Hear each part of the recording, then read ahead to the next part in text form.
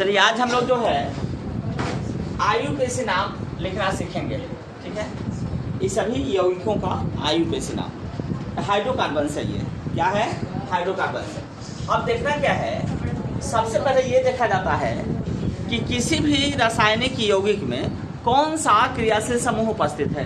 तो अब यहाँ देखिए ये CH3 CH2 CHO, यानी यही है क्रियाशील समूह। कौन सा क्रियाशील समूह है, तो ये है आपको एल्डिहाइड। CHO क्या होता है, तो ये होता है एल्डिहाइड होता है। ठीक है, एल्डिहाइड है। अब इसका सीरीज में देखिए कार्बन कितना, 1 2 3 कार्बन है। तो किधर से काउंटिंग शुरू होगा, इधर से होगा या फिर इधर से होगा। तो जिधर से पास में कोई क्रियाशील समूह होता है उधर से काउंटिंग शुरू होता है। तो इधर से पास में है तो 1 2 3 काउंटिंग हो गया। और एक पर कौन है, एल्डिहाइड है। अब पूरा कार्बन गिनिए क्या, वो 1 2 3 वो कार्बन है। कार्बन 3 तो इसका नाम होगा, कार्बन 3 का नाम क्या होगा, प्रोप। सभी में सिंगल बॉन्ड है तो प्रोपेन। समझ में आया। अब ये एल्डिहाइड है तो एल्डिहाइड का अनुलग्नक क्या होता है, अल होता है। एल्कोहल का ऑल होता है, एल्डिहाइड का अल होता है। कार्बोक्सिलिक अम्ल का क्या होता है, ओइक अम्ल। कार्बोक्सिलिक अम्ल का ओइक अम्ल, याद रखना। कीटोन का ओन लास्ट में, अनुलग्नक। अनुलग्नक याद होना चाहिए, याद रखें। ठीक है, IUPAC नाम लिखने के लिए तो इसमें क्या होगा, प्रोपेनल हो गया, बन गया। और ये एक पर था इसलिए इसका रखो 1 प्रोपेनल। इसका जो IUPAC नाम हुआ 1 प्रोपेनॉल, प्रोपेनल।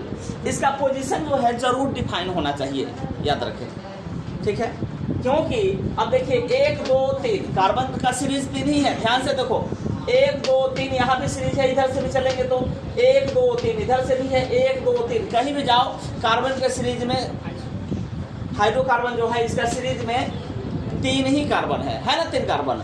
तो अब जो है, अब केवल CHO यानी एल्डिहाइड जो समूह है, क्रियाशील समूह है, उसका पोजीशन यहाँ 1 पर था, यहाँ पोजीशन बदल गया।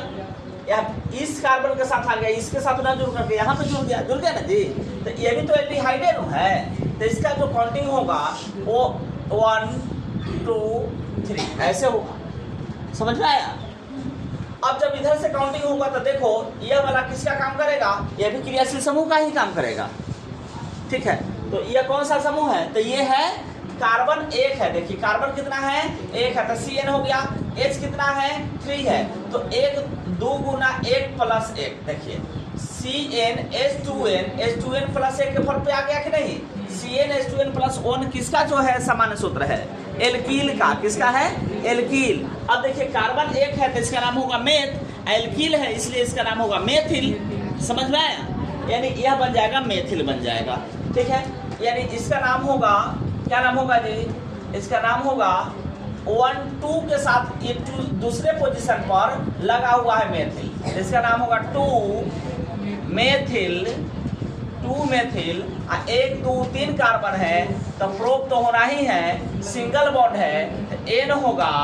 और किसके साथ, फर्स्ट वाले पोजीशन के साथ एल्डिहाइड है तो अल प्रोपेनल, यानी 1 प्रोपेनल, ऐसे इसका लिखाएगा। समझ में आया। और इसके बीच में हाइफन होना जरूरी है, यानी 2 मेथिल 1 प्रोपेनल। बोलो समझ में आ रहा है कि नहीं, अरे बोलो जी, आ रहा है, नहीं है तो बताना। ठीक है, आगे चलिए। आगे देखिए CH3 CH2 CH2 COH। अब देखिए अब क्रियाशील समूह बदल गया है। COH कौन सा समूह होता है, COH कौन सा समूह होता है, कार्बोक्सिलिक अम्ल।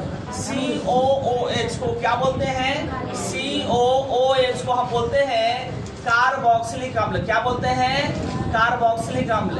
COOH को हम लोग बोलते हैं कार्बोक्सिलिक अम्ल। याद रखें, क्रियाशील समूह याद होना चाहिए, नहीं याद होगा बिल्कुल नहीं समझ में आएगा। ठीक है, तो COH क्या है, क्रियाशील समूह। तो पहला रूल यही है कि किसी भी साइड से कार्बन के सीरीज में, चाहे इधर से चाहे इधर से, जिधर से भी पास में कोई क्रियाशील समूह है, काउंटिंग वहीं से स्टार्ट होगा। ठीक है, तो यहाँ पे यहीं पे फर्स्ट पोजीशन पे है 1 2 3 4, यानी कार्बन का सीरीज में कार्बन कितने मिले हमको, 4 कार्बन मिले। तो ऐसी डिसाइड हो गया, 4 कार्बन हुआ तो ब्यूट हो गया, सिंगल बॉन्ड होगा तो ब्यूटेन होगा। है कौन, कार्बोक्सिलिक अम्ल, तो ओइक अम्ल यानी ब्यूटेनोइक अम्ल। समझ में आया कि नहीं आया, फर्स्ट पोजीशन पे लगा हुआ तो इसका पोजीशन दिखा दीजिए, पोजीशन 1 दिखा दीजिए, और 1 के साथ 1 2 3 4 कार्बन तब ब्यूट हो गया। देखो एकदम सिंपल है जी, सब अगर याद होता ब्यूट हो गया। और सिंगल बॉन्ड सब में दिख रहा है तो ब्यूटेन हो गया, ठीक है। और ये कार्बोक्सिलिक अम्ल है, इसमें ओइक अम्ल लगता है तो ब्यूटेनोइक अम्ल हो गया इसका आईयूपीएसी नाम। समझ में आया?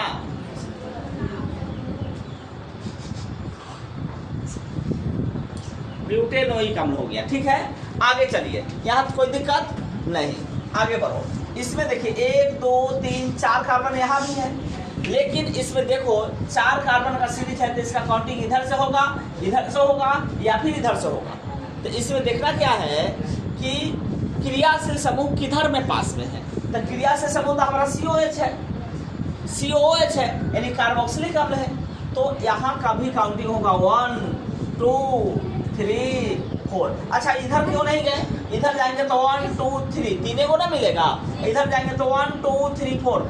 जिस लाइन में सबसे ज्यादा कार्बन का सीरीज मिले उधर ही हम काउंटिंग करेंगे, याद रखें। सबसे पहला तो ये ध्यान देना है कि क्रियाशील मूलक किधर से नजदीक में है यानी पास में है, किस सीरीज में हम जाएंगे कि पास में मिलेगा। तो यहाँ फर्स्ट पोजीशन पर मिल रहा है, इधर से 1 2 पर मिल रहा था, इधर से जाते तो 1 2 पर मिलता है कि नहीं मिलता, इधर जाएंगे तो 1 पर मिल रहा है कि नहीं मिल रहा है। इसका मतलब कि काउंटिंग यहाँ से स्टार्ट होगा। इधर जाएंगे तो 1 2 3 मिलेगा, 1 2 3 4 मिलेगा। समझ में आया?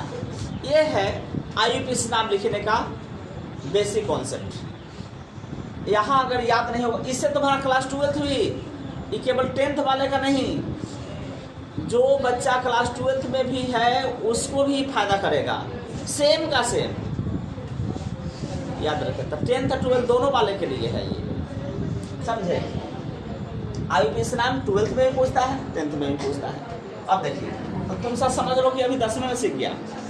हाँ अब देखिए, तो यहाँ 1 2 3 4 1 पर कौन लगा हुआ है? ध्यान से देखो, कार्बोक्सिलिक अम्ल है।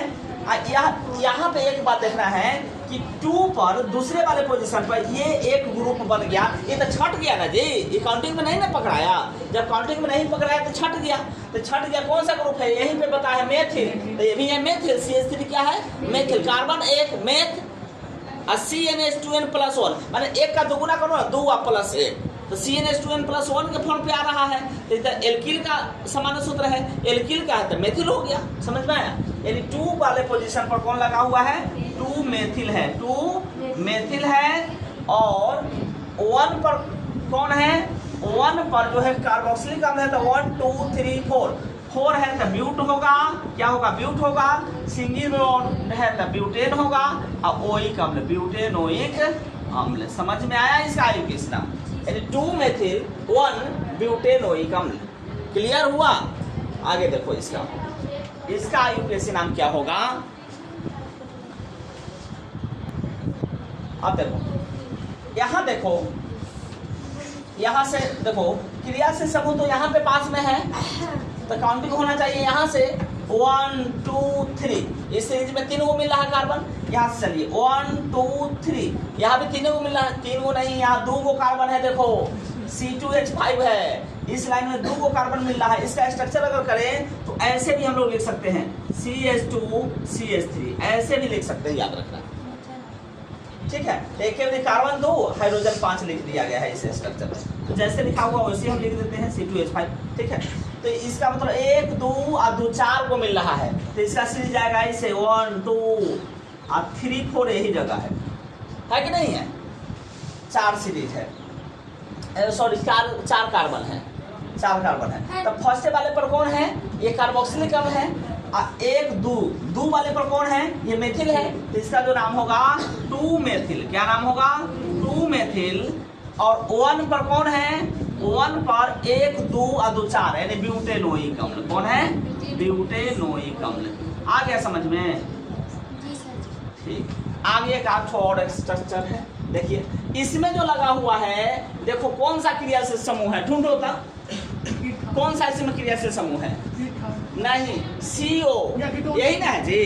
C डबल बॉन्ड O को हम कहते हैं कीटोन। क्या कहते हैं? कीटोन। और कीटोन के अनुलग्नक में लगता है ओन, माने नोन, है ना? समझ में आया?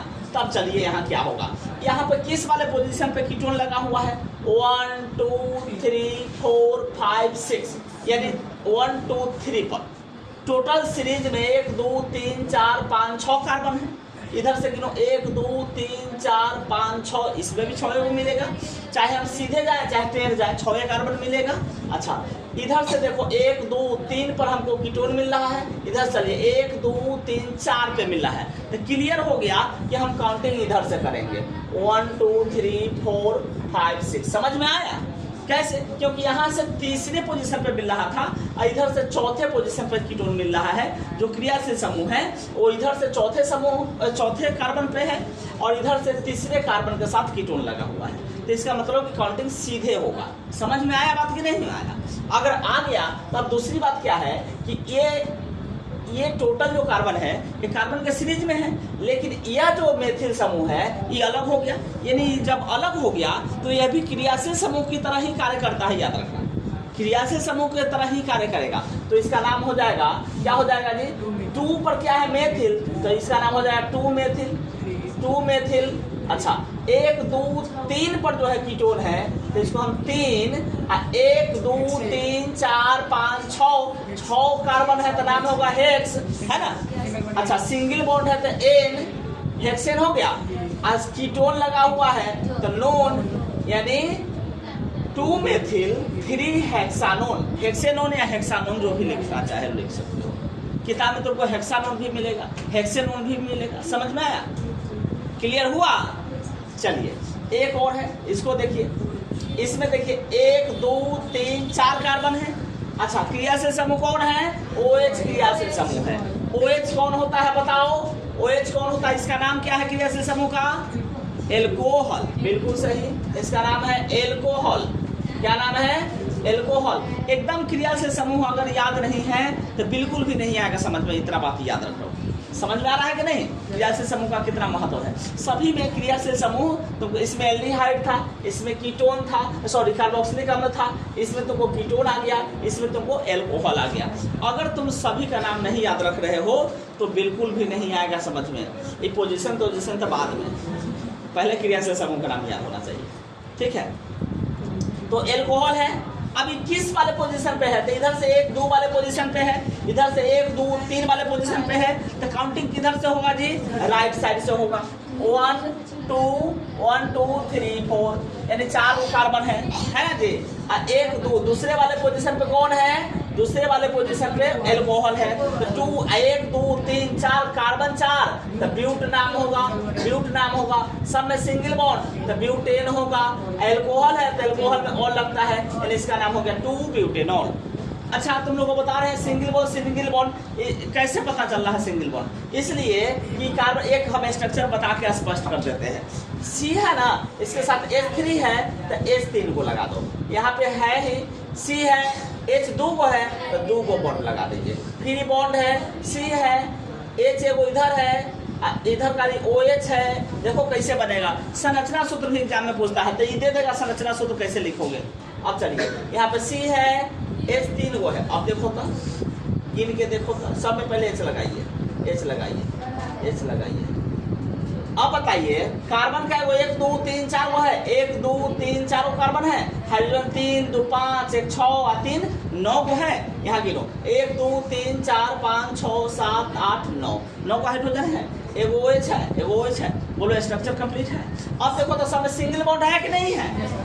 तो इसलिए हम जितना हाइड्रोजन होगा गिन लेना, वही बॉन्ड होता है। समझ में आया? वीडियो अच्छा लगा तो कमेंट करके बताना है कि वीडियो कैसा लगा, ठीक है? थैंक यू, धन्यवाद।